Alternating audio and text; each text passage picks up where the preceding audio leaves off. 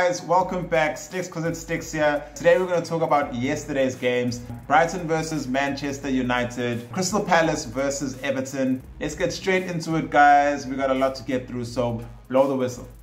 So guys, yesterday Brighton played Manchester United. I spoke about the game before they played, that Brighton are a really good side. They attack a lot, but their defense is really bad. And Brighton have leaked in a lot of goals this season, but they just look so good going forward. Manchester United, on the other hand, looked very shaky. They looked very boring, to be honest. They were on the defensive the whole time. Brighton were the stronger team. Pogba looked like he was tired. Bruno Fernandes was the only guy who was trying to do his best. He was running everywhere. He ran 1 kilometer more than nearly the whole team. He looks like he is Man United's saving grace. In fact, he is Man United's saving grace by scoring the late penalty to give United the 3 points. The final score was 3-2 to Manchester United. Man United were able to win the game in such a dramatic fashion. The referee blew the whistle to end the game. The game was over, and then suddenly VAR comes up and says, whoop, there's an incident back there where the ball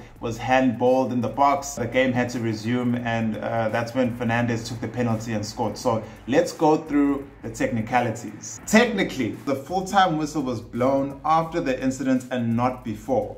And the incident took place in normal time. VAR was able to check irrespective of the full-time whistle that followed. Technically, if Brighton goalkeeper Matt Ryan had saved it and the rebound was scored, it would not have counted. Guys, this is so confusing. VAR once again is becoming the lead attraction of the Premier League. There have been more penalties awarded this season so far than the whole of last season. This handball, like I said in a previous video, that it's going to just cause so much chaos and so much confusion, and that's exactly what's going on at the moment. But United are very happy to collect the 3 points. Lucky Oli survives another game, and he survives more scrutiny. Everton versus Crystal Palace was pretty straightforward. Everton beat Crystal Palace, but Crystal Palace should have really got something out of the game. It was one of those games where Crystal Palace pushed as much as they could. They were attacking, they were looked alive. Once again, VAR came into play. The ball hit the player on the hand and referee decided to give it. In my opinion, it was a very harsh call because his hands were very close to his body. And how do you really control your hands? Where do you put your hands when you're defending? It just doesn't make sense. Irregardless, Everton were able to score the penalty and win 2-1. Right, last game, guys, that we're going to talk about today is West Brom versus Chelsea. That game, guys, was just so frustrating, and I'm sure it was very exciting for neutral fans. Alonso played like nonsense. I don't know why he's still at Chelsea. I keep complaining about this guy and he's still at Chelsea. To be honest, I'm so frustrated and I'm so annoyed that Chelsea are making the same mistakes. Every game, Frank Lampard is going to get scrutinized. It's just a matter of time before they all start calling for his head. And he's putting a lot of doubts whether he's the man to really take Chelsea forward. He asked for a defender, he got a defender. He asked for a midfielder, he got a midfielder. The club gave him everything he asked for. So now he has no excuse. He has to deliver. He's got a forward. He's got so many options.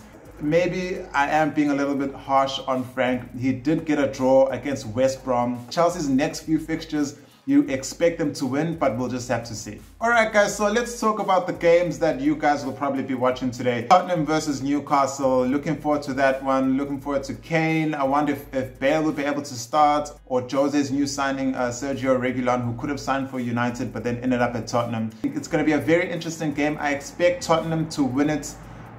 They are able to score a lot of goals.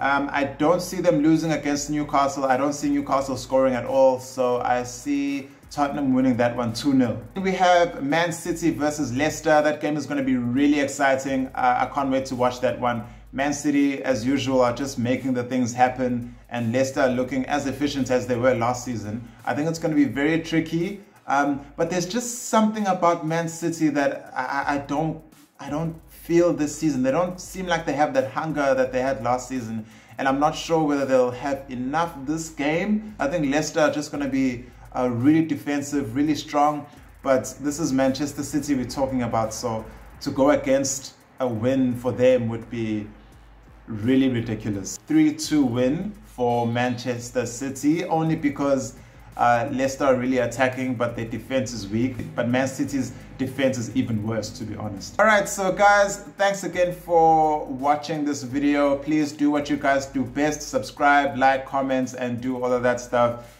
Show me love as I show you love. I will see you guys very soon. And yeah, I'll see you again at halftime. Let's do it again.